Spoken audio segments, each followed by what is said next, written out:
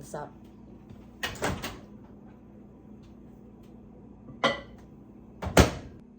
All right, so here we are with the much anticipated Amish spaghetti soup. And this is an Amish recipe. And I've been thinking about how to put this soup together for you guys for quite some time. Now you just saw me open up a jar of Susie's soup. This is her Amish spaghetti soup.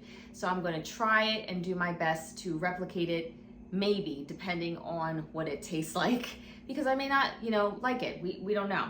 I wanted to wait and try it with you guys. But let's kind of look at the soup a little bit closer so we can all see what we're dealing with here. So she made this soup with venison. Her husband got 2 deer, and she did cook the venison ahead of time. It wasn't something that was cooked as she canned it. It was cooked before. All of the ingredients in here were actually cooked before. Also, she's got carrots in here.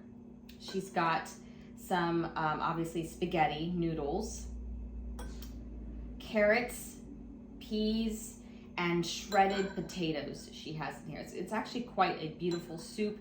It looks like it is a tomato-based soup. So let's go ahead and try it out. This is the first time I'm tasting it.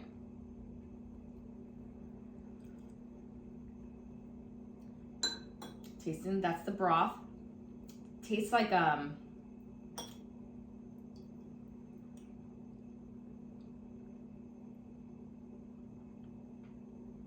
okay. It tastes exactly like vegetable soup. So, if you like vegetable soup, let's try the noodles and see how they taste. And it looks like she has 2 different sizes of spaghetti noodles in here. It looks like she has like a thin spaghetti and then like a thicker spaghetti. I'm trying to like,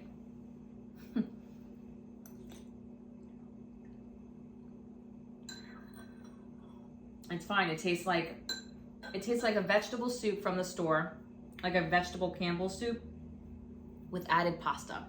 That's exactly what it tastes like. All right, so let's get into how to make this. This is actually really good, very tasty, very flavorful. Yeah, let's get into making it. What I've learned is that in the different Amish communities, and just in the different homes of the Amish, everybody makes their soup differently. It's kind of one of those things that there isn't even like a complete set recipe for it. And that's why when I was speaking with Susie and trying to learn how she made the soup, she just kind of told me how she made it, what she did, and that was it. No measurements, nothing. So what I did these past couple weeks was come down with a light recipe, sort of the soup base of it, and I'm going to add the things that my family likes in their soup. So I'm going to give you the base of this spaghetti soup. We'll go through it together, and then hopefully you guys will be able to tailor it to what your family likes in your home, okay? So anyway, I hope that all makes sense. And in the meantime, while I am making the soup, I'm going to show you, or not show you, I'm going to tell you how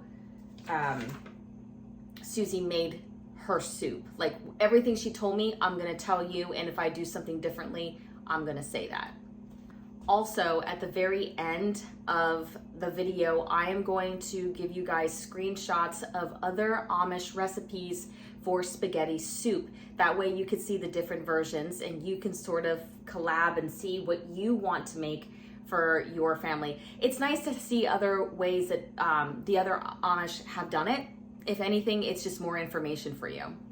So the first thing I'm going to do is I'm going to take 2 pounds of my meat of choice, and that's going to be ground beef. Again, Susie used her ground venison, and if you like chicken, then go ahead and use chicken. But I'm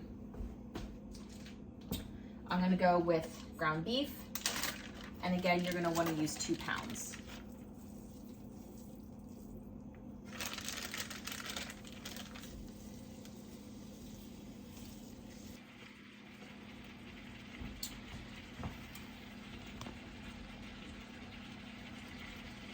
Now, while our ground beef is cooking, I'm going to take a pot and bring some water up to a boil because we are going to boil 1 pound of spaghetti noodles. And I have just the classic pasta spaghetti noodles here.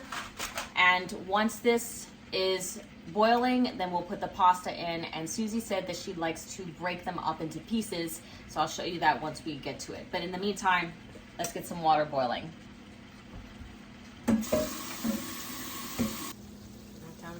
Okay, so we are at a boil now with our water, and I'm going to start adding the spaghetti. And I asked Susie if, I could use any type of noodles, and she said yes. She said whatever you have on hand. She said if you want to use elbow macaroni, she said go ahead and do that. If you want to use the bow tie macaroni, she said that's fine. So I'm gonna break it like this in thirds. That's how I'm gonna break mine for the soup. Because I don't want like super long strains in it. And I'm going to be putting in 1 pound, if I didn't say that before.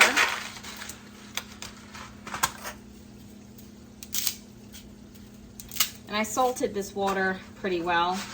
Again, this soup is, I want you guys to think of how you would make it for your family in a way that they would like it.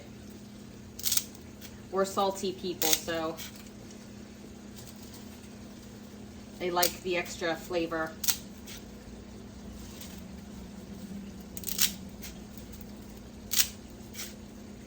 Okay, and I'm gonna cook this until it's al dente, and I think that should be perfect. And the moment this is done, we're gonna cool it down immediately. I don't want the cooking process to continue. So we're going to, as soon as it's finished, put it in the strainer and put some cold water on it to stop the cooking process. My ground beef is looking really good.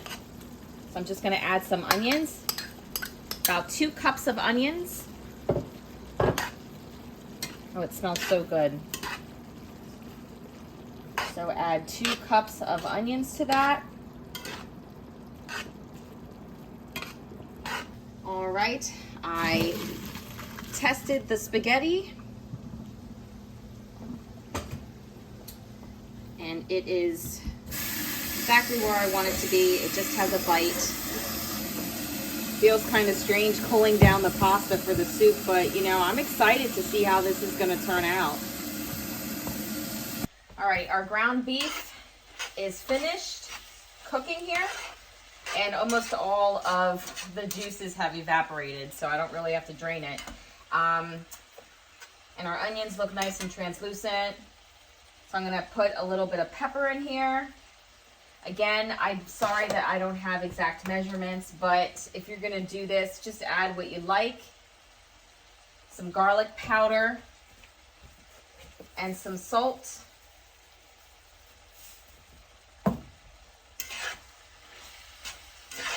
Mix that all in there. Smells amazing.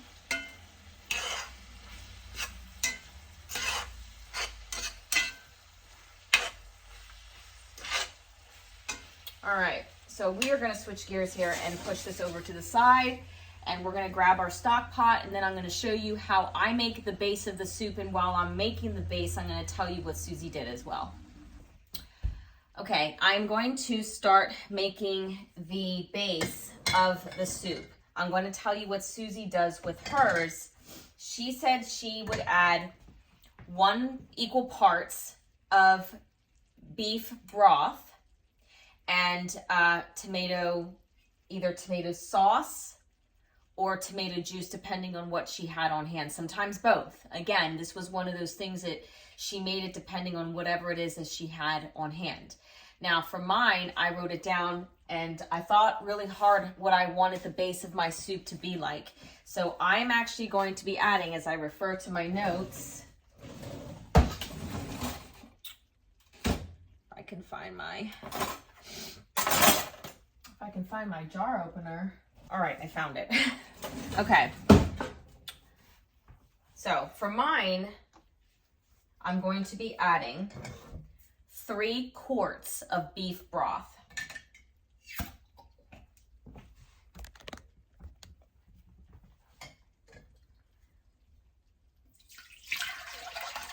That's 1.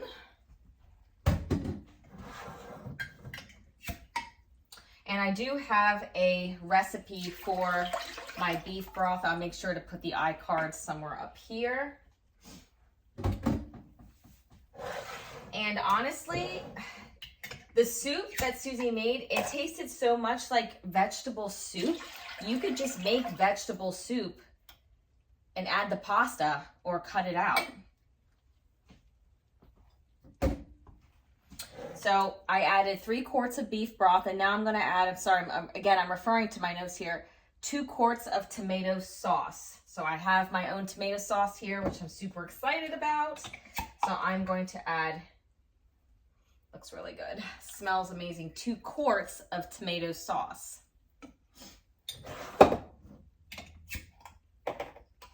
Again, it looks, I'm so excited. This looks really, really good. You go through jars quickly. And then I'm going to be adding 1 quart of tomato juice. Oh, I just love this. If you don't know me already with this, like, tomatoes are my favorite thing to have in a jar because it's absolutely gorgeous. It's so bright and vibrant.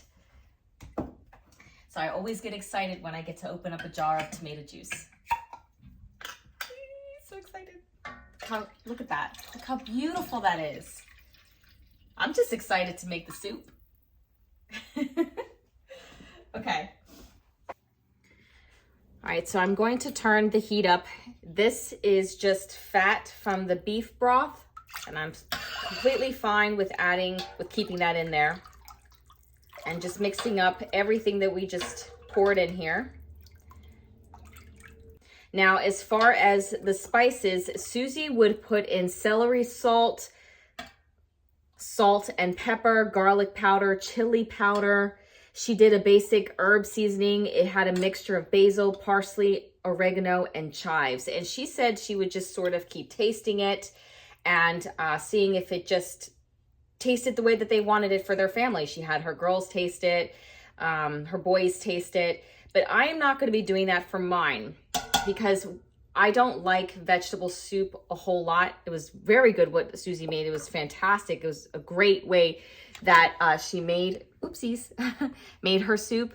But for my family, I think we're going to stick to some of my traditional seasonings, you know, that I usually would put in. So I'm going to put some sofrito in there, and I'll show you. Let's just put some in now. Okay, so this is the part where you would tailor it to your family's liking, okay? So let's first, before I add the seasonings, let's add the ground beef.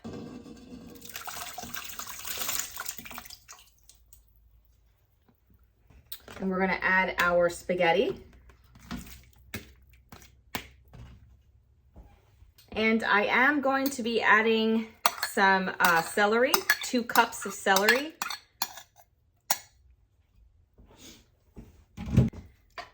I'm going to mix it up. I have some frozen sofrito that I'm actually going to be adding. It's my mom's recipe for that, and it's just like a bunch of peppers, onions, and garlic, so I put that in there. Turn off the heat. I'm also going to be adding some adobo to it. Adobo.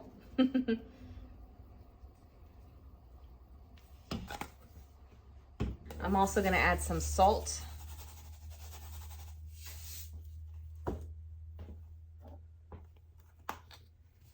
Garlic powder. And pepper.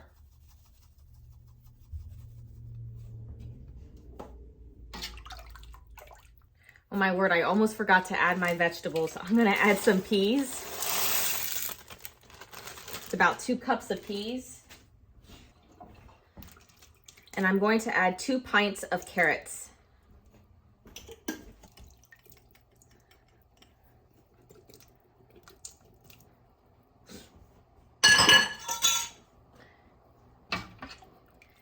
we go.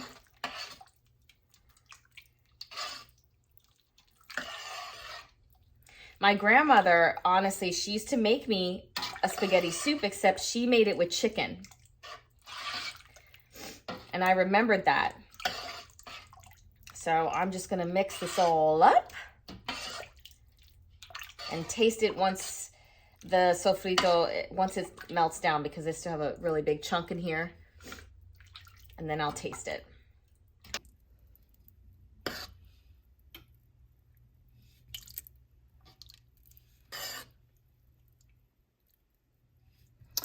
And I'm gonna cook this until it gets really nice and hot. And then I'm going to ladle them in hot jars. All right, trying to get myself together here.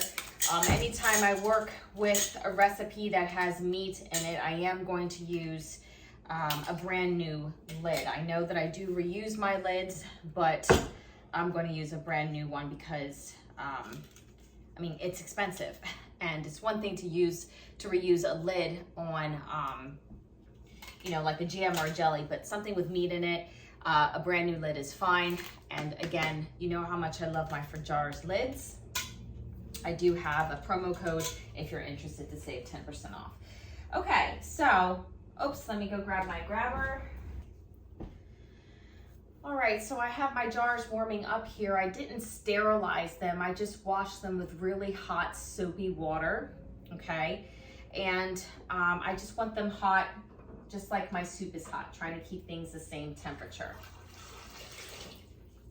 Now we are going to be putting these jars through a water bath, like I said earlier, okay? And if you're not interested in water bathing this and you're like, I wanna make the spaghetti soup, but I would like to pressure can it, I do not suggest pressure canning the noodles, just because they really do turn out mush, like mush. I mean, they're really soft as it is when you do a water bath.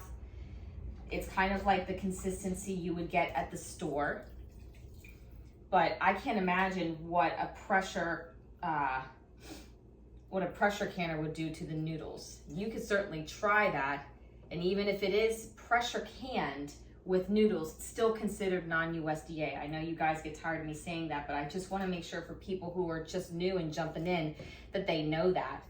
If you want to sort of bypass the noodles, you know, altogether, then just add potatoes. Hey guys, sorry to interrupt this, but I completely forgot to say that if you are going to bypass the noodles and you're going to go with potatoes, then you're going to want to pressure can it.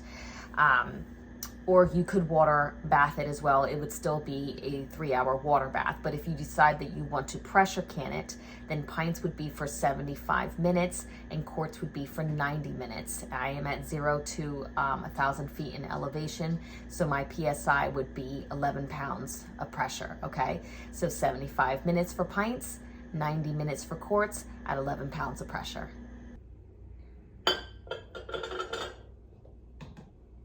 All right, so I'm going to be leaving about a good 1.5 inches of head space just in case of any type of expansion issues. And that's one of the things that I talked to Susie about was, you know, expansion. I'm gonna wipe the rim with vinegar, fingertip tight.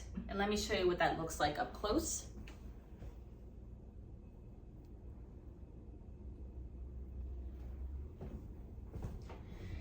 I know, I wish I could just, you know, fill it up all the way to the top. It almost seems like a little bit of a waste of a jar, but I'd rather be safe than sorry with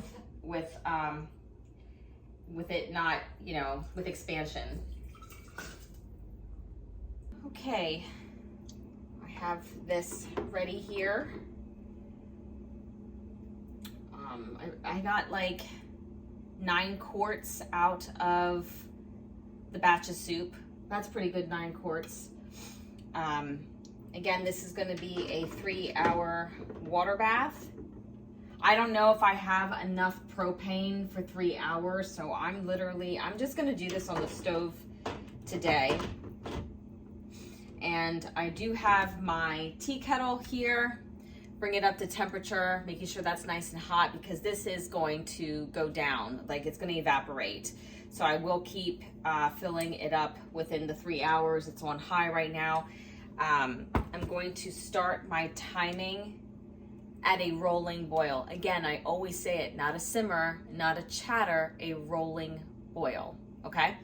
So I'm going to find my lid. All right, and I'll see you guys when it's done.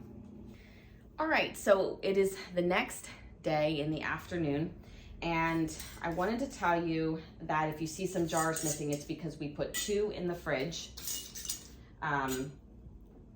I didn't have enough space in the canner, and there was no way I was gonna do a 3-hour water bath for just 2 jars. So there's that. And then I also gave a couple of jars away to Melissa. If you don't know who Melissa is, I did a pantry tour with her. I'll put the iCard up here. And she was the one that actually provided the beef bones for me to make the broth, to therefore then make the soup. So we kind of bartered, and I told her that I would give her 3 jars of the spaghetti soup. So one of the things I came across, I've never had this problem ever with canning, so I don't know if it's a pasta thing in jars. I don't know, but I noticed that when I put my jars in my canner, which was the circular canner, they were really tight. I had a hard time getting them out. And I mean, I struggled getting them out. I had to wait till everything cooled down, like to room temperature, to take them out. Normally I wait maybe 15, 20 minutes. No, I had to wait until everything was cool for me to pull them out. And even still then it was a struggle. So I guess I've never ever have come across that before. Usually I'm able to pack my canner and take them out just fine. Don't know what happened. Don't know if it's the size of my jar. Don't know. But for the sake of, just because I know this now, don't fill your canner. Leave at least one space open. I know that seems like such a waste, especially if you're gonna be doing a 3-hour water bath, but I at least wanted to tell you that. So when you look at my jar of spaghetti soup, it is a lot thicker. And I'm fine with that, because if you look at Susie's jar, which was really good, it was the base of the soup was thinner, and it was hard to eat the spaghetti with a thin soup like that. So with this, it's thicker, and I think it's gonna be easier to eat with a spoon, if that makes sense. So if you do like the thinner base soups, that's fine. I would probably switch it out with like a macaroni noodle, because it's just a lot easier to eat it than it is to have spaghetti constantly swipe off your spoon. You could also can it like this, and if you wanted to thin it out, you could certainly do that using a broth or some tomato juice. You could do that as well. Also, I want to point out that at the end of this video, I'm going to be giving you some screenshots of other Amish recipes for spaghetti soup and a couple other soups that I thought that you all would enjoy. I want to point out that when they say cold pack, it actually means water bath. The Amish, when they say cold pack, that means water bath. And when they say hot pack, that means the open kettle method. And the open kettle method here, at least here in Pennsylvania, is when you have sterilized jars and you have super, super hot food that you pour in your jars and then you seal, and there is no reheating. There is no processing of it.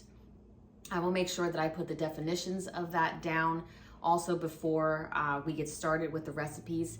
And then I want to tell you that Amish recipes are very vague. So if you have questions on it, I don't know if I can honestly answer them all, just because I don't know everything.